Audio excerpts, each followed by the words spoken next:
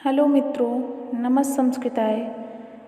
हमारे कुछ मित्रों का कमेंट आ रहा था कि मैंने जो छंद की लय बताई थी तो छंदों के लक्षण भी बताएं।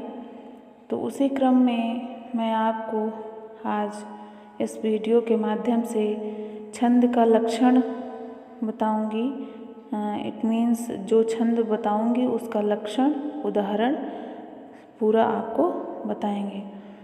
तो उसी क्रम में एक हम लोगों का एक संक्षेप में कह लें कि पढ़ने की आसानी के लिए एक सूत्र के हिसाब में उसको निबद्ध कर लिया है।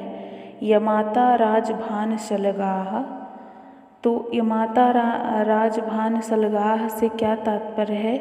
इस सूत्र से एक एक अक्षर, एक एक गण का प्रतिनिधित्व होता है और लघु एवं गुरु वर्णों की व्यवस्था भी इससे पता चल जाती है।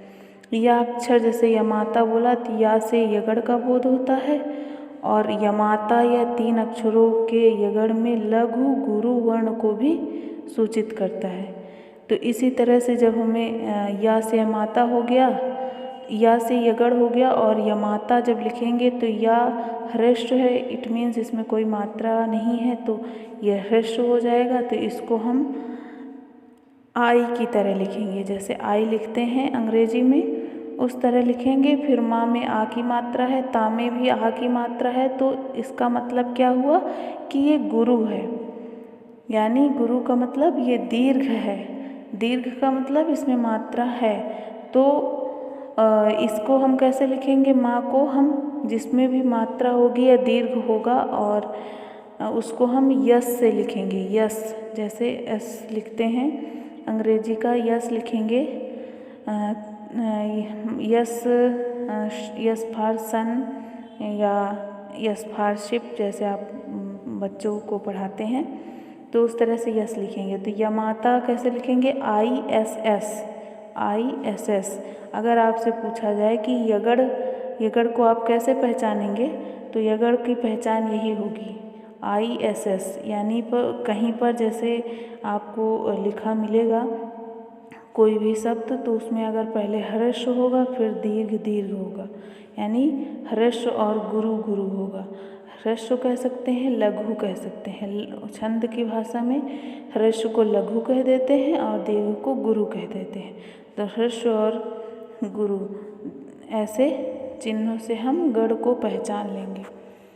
उसके बाद अब आगे हम आपको अनुष्टुप छंद बताएंगे आज। अनुष्टुप छंद का लक्षण और उदाहरण। तो अनुष्टुप छंद क्या होता है, इसका लक्षण जान लेते हैं। तो लक्षण पढ़ते हैं। जिस तरह से हम लक्षण को पढ़ेंगे उसी लय में हम किसको पढ़ेंगे? उदाहरण को पढ़ेंगे। तो लक्षण को पढ़ते हैं।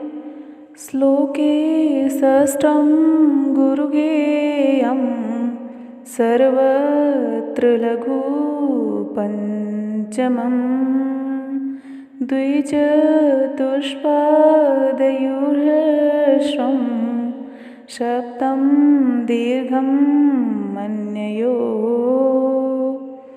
अर्थात जिस छंद के चारों चरणों में 5वां वर्ण लघु हो, इट मीन्स ह्रस्व हो, 6वां अक्षर गुरु हो और पहले और तीसरे चरण का में 7वां वर्ण दीर्घ हो तथा दूसरे एवं चौथे चरण में 7वां अक्षर ह्रस्व हो, उस छंद को अनुष्टुप छंद कहते हैं।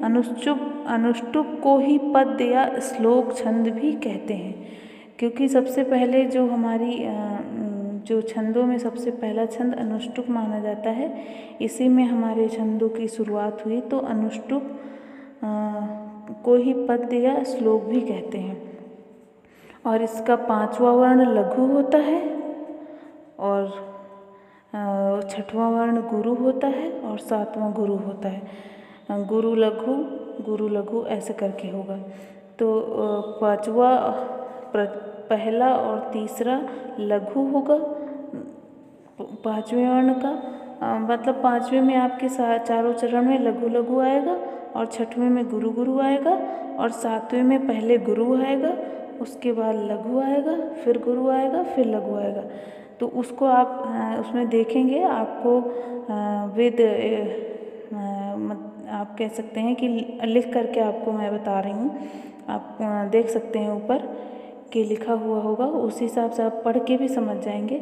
अनुष्टुप छंद के प्रत्येक चरण में कुल 8 वर्ण होते हैं। जैसे आपसे पूछ सकते हैं कि अनुष्टुप छंद में कुल कितने वर्ण होते हैं, तो प्रत्येक चरण में 8 होते हैं और किसी भी छंद में 4 चरण हो जाता है, 3 या 4 होता है। वैसे ज़्यादातर जो होता है वो 4 चरण होता है। तो जो 4 चरण होता है छंद में, तो चारों को जब हम 4 से डिवाइड कर देंगे, मल्टीप्लाई कर देंगे, तो 4 चौक जैसे 8 होता है तो 4 से कर देंगे तो 8 चौक 32 हो जाएगा। यानी आपसे पूछे कि अनुष्टुप छंद में कुल कितने वर्ण होते हैं तो आप 32 बताएंगे, और आपसे प्रत्येक चरण का पूछेंगे तो आप 8 बताएंगे।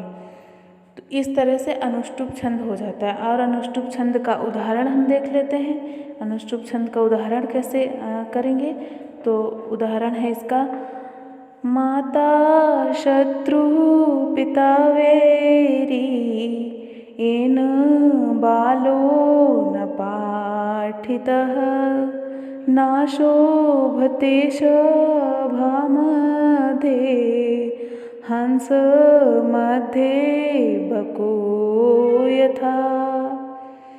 यानी प्रथम चरण कौन सा हुआ, माता शत्रु पिता वैरी, ये प्रथम चरण हो गया।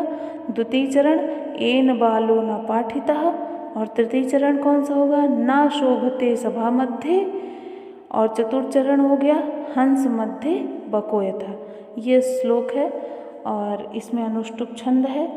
कैसे क्या निकालना है, सबसे पहले आप देखेंगे माता शत्रु पिता वैरी है, तो ये प्रथम चरण में क्या आना चाहिए, बताया कि पहले लघु फिर गुरु गुरु आना चाहिए। तो पहले पिता देखिए आप कि माता शत्रु पिता वैरी, तो पहले लघु आया है, पिता लघु है और वैरी गुरु है।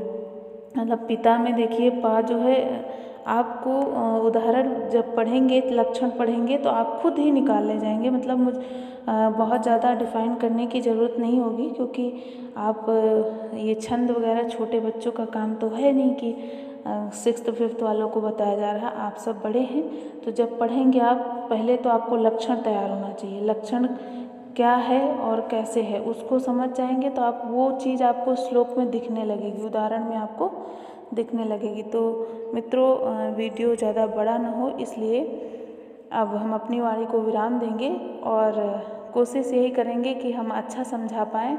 बाकी जो भी कमियां होंगी आप सब खुद बताएंगे हमें, और आप सबसे सहयोग से और आप सबके माध्यम से मैं सीखते हुए आगे बढ़ पाऊँ, संस्कृत के लिए कुछ कर पाऊँ, बस यही सोच है मेरी।